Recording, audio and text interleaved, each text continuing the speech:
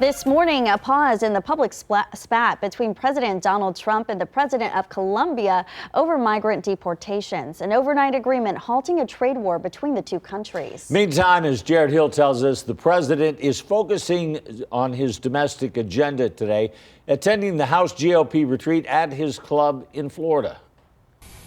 President Donald Trump, back in Florida for the first time since moving back into the White House, is preparing to host Republican House members for meetings at his Doral resort today. The focus, domestic policy, as an international showdown seems to have cooled. Overnight, the White House said the U.S. and Colombia had reached a trade war-ending agreement over deportations. Over the weekend, Colombia's President Gustavo Petro refused to accept U.S. military deportation flights, saying the U.S. cannot treat Colombian migrants as criminals. President Trump threatened a travel ban on top Colombian officials and 25% tariffs on Colombian exports, which would have doubled after a week. Petro initially stood his ground, announcing his own tariffs on U.S. goods, writing, "Your blockade does not scare me." But last night, the White House said Colombia's government has agreed to all of President Trump's terms, including the unrestricted acceptance of undocumented migrants from the U.S.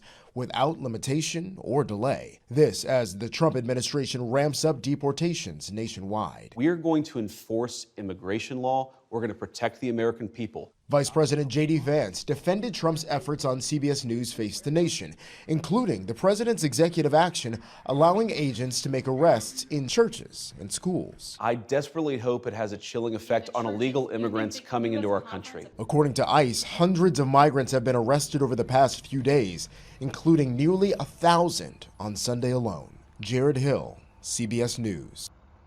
Colombian officials posted on social media last night they are traveling to the U.S. soon for high-level meetings, saying, quote, diplomatic channels of dialogue will be maintained to guarantee the rights, national interests, and dignity of Colombian citizens, end quote.